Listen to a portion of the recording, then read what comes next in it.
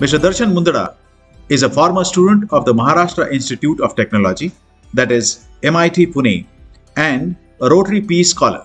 He is the Chief Executive Officer of the DBA Consultancy Services. He has always been active in social services and has carried out many activities in this field right since his student days. He feels that any business activity should forge a relationship between nature, environment, and all the social strata. An interesting presentation by Mr. Darshan Mundada.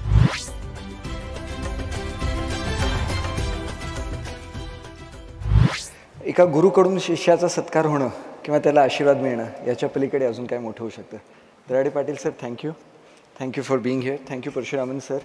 I had never anticipated I'll get to speak in front of you. It's a pleasure to speak in front of you. And Rahul Dada, good morning.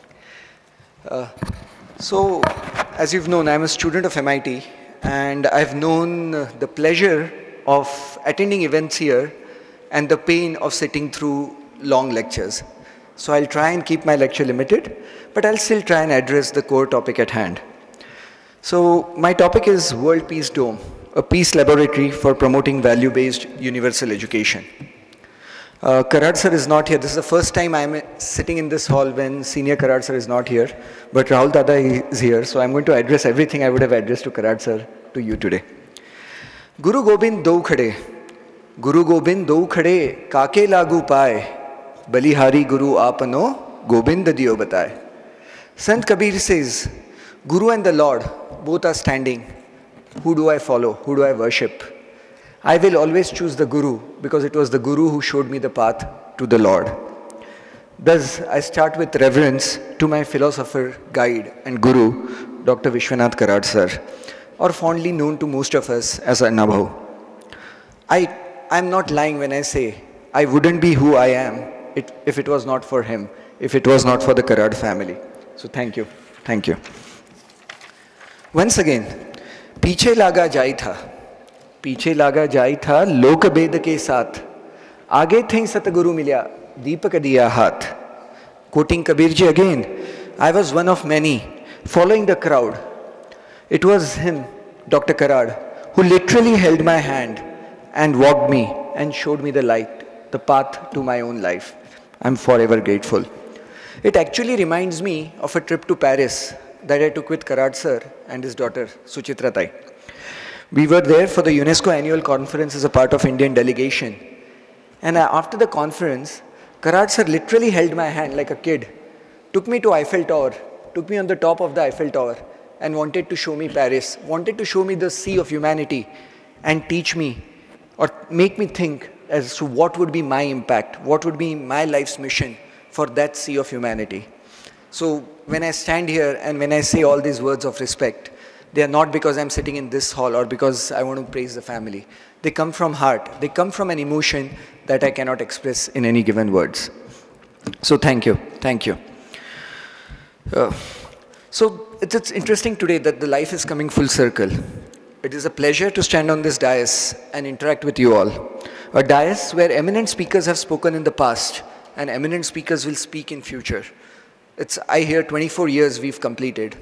I can't believe, because I was here when the first ever endowment lecture series had taken place. I was a student then, a volunteer. Today, a speaker. I'm grateful. Thank you for the opportunity. So, while we are here to discuss the idea of the World Peace Dome at Loni to be the peace laboratory, let us not forget, we are sitting in the first ever experimental peace laboratory, the Saint Nyaneshwara World Peace Library, this hall. The library which was built to unite the sciences and spirituality so as to impart value-based education to one and all, anyone who ever entered this campus.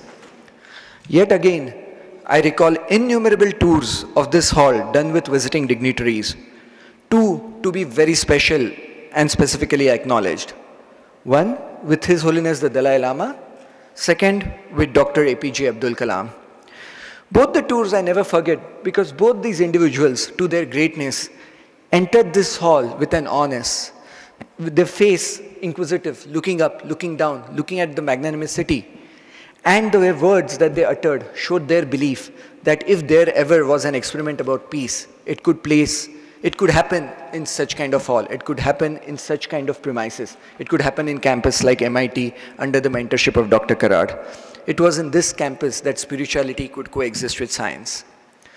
At this moment, an analogy comes to my mind, and correct me if I'm wrong, but it seems more than appropriate that it is in presence of this mother, the mother Saint Naneshwara World Peace Library Hall, that we discuss the potential of her son, philosopher Saint Shri Naneshwara World Peace Dome. It just is amazing that this is where everything was generated and a new hall was born, which was conceived and built at Loni. Obviously, the sun is much bigger, much larger, amongst the world's biggest domes. But I think that's where the sense of pride rests for this hall, that it's her son that's grown bigger than her. The same way that probably Dr. Karad will feel when he sees at Mr. Rahul Karad and sees how he's grown and taken the institution to the next level. As the father of a young 2-year-old, I do get that sense that once you become a parent, it's all about the child growing beyond. So I'd also like to congratulate Rahul sir for his incredible vision and the drive that he's bringing in all of this. Yeah. So how many of you have visited the dome at Loni? आपल्यापैकी किती जण लोणीला जाऊन आलीत? I'm glad that most audience hands is up, because I was quite sure that if sir would have been here and if there were any hands that were not raised, there would be a van that would leave right after this lecture to take you to Loni and show you the hall. And trust me, it is completely worth it. It is completely worth it. Would anyone like to take a moment and share their experience after visiting the hall? What did they feel? Just a moment. Huh? Yes, sir.